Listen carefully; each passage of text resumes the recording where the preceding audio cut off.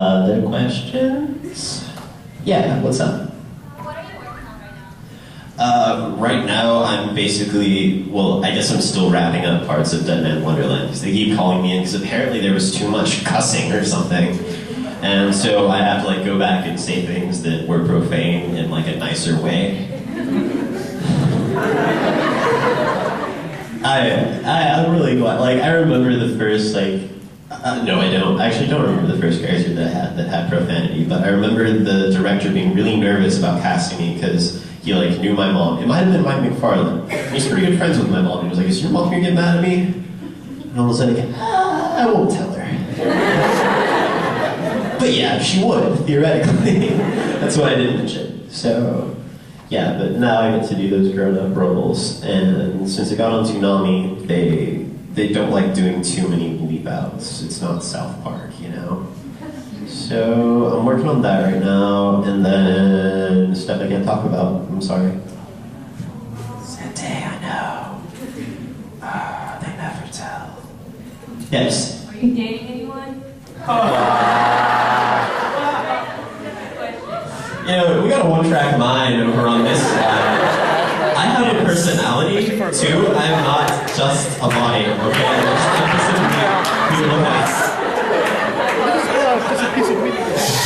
Oh, okay, I shouldn't have used that lisp. It's such a good voice. Like, I understand why the gay community copyrighted the lisp. You know, like, it is awesome. It's not me making fun of them, it's me making fun of them. So, no, I'm not dating anyone.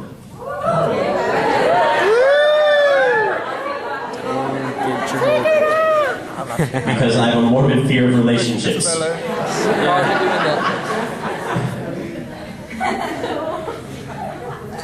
don't know if they're looking for relationships over here. Yeah. Take a picture. Yeah. Oh my god, no, not again.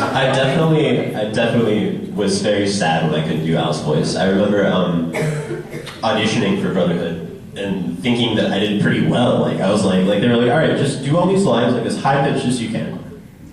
And they so I did them, you know, and I thought I was pretty young. Like I guess I was like, well, when did Brotherhood come out? Like a year ago? Two? Wow. Okay, so I was like 17 or 16 whenever I was probably 17. And I thought I was doing pretty well, and then he actually played what I sounded like originally in the first Fullmetal Alchemist, and I was like 2 octaves too low, and I was just like, oh. Yeah, that's not gonna happen. And he was like, sad day. So, yeah, that sucks. And you know, I really love that show, and I was interested to see where they were gonna take it and everything. Getting to play Ho-Ho was cool though. That's what we call in Funimation, Ho-Ho. Not Ho-Ho. Isn't it like a donut reference or something? Anyway. So, yeah. At the same time, I'm glad that I get to be things other than Al. It's also nice, because I think I would have been mega Al if I had done Brotherhood too. Like, there would have been no escaping it for the rest of my life. I'd be like 40 years old and like trying to apply to like get a job at a law firm, and they'd be like, "Hey, were you Alf? Can you do the voice?" Yeah. So maybe this way they'll forget eventually. I don't know. Yeah. So what made you decide to become a history major? I know my sister wanted to be Well, what made me decide to be a history major essentially was that I had taken these things called AP classes. It's like advanced placement credits, and you like have to take a test at the end of taking like a high school credits / college class, and then if you pass the test, then you get credit for college. And the only subject that I was really good at was history, so I got like 30 hours of AP credit that was all history, which wouldn't have been useful for any major except history. So my parents were going to send me to community college because we're not, like I mentioned, voice actors, poorer than you'd think. And so I was like, well, hey, what if I can graduate in 3 years? And then they were like, okay, I guess. And so that I could go to UNT instead of TCC, I went for a history major and just graduated in 3 years. Yeah, cool story, right? Not as cool as the bathrooms. I mean, what? As the food story. What? Next question, not from that side. Talk to me, folks. I want to hear from you. You don't even have to ask a question, just tell me about your day. Raise your hand. No? Yes. That's true, okay. Red. God, that did not buy me much time. Yeah. What's your favorite anime that you haven't with? Probably Bebop. Cowboy Bebop is pretty awesome. Yeah. Oh, not much of a reaction. It's definitely Bebop. Although, I don't know, I'm not much halfway of a through Death reaction. Note. That's what oh wow. That show is super tight as well. It's a good series.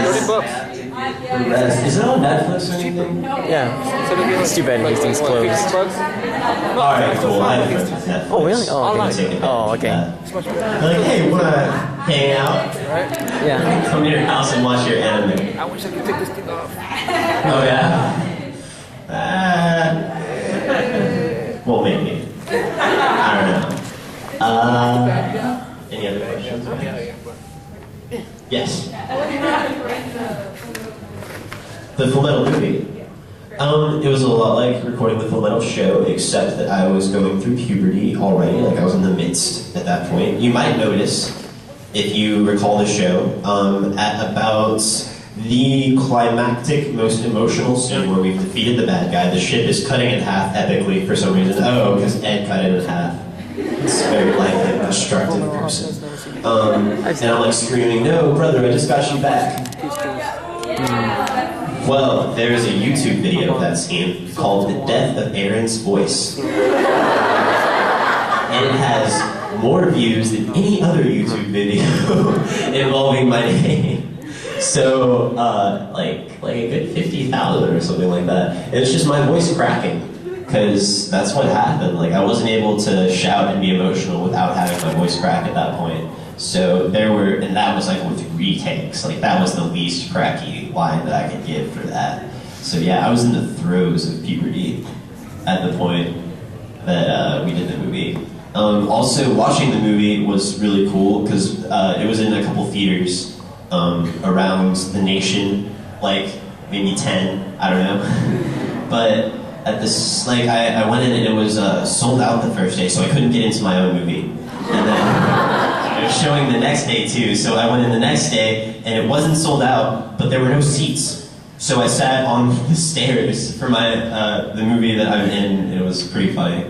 And yeah, I enjoyed it though. Seeing myself in a theater was very cool, and I got to use that for applying to the movie theater later. I was like, by the way, I mean, no big deal, but a movie I was in kind of showed at your theater, so it's a big deal, so hire me.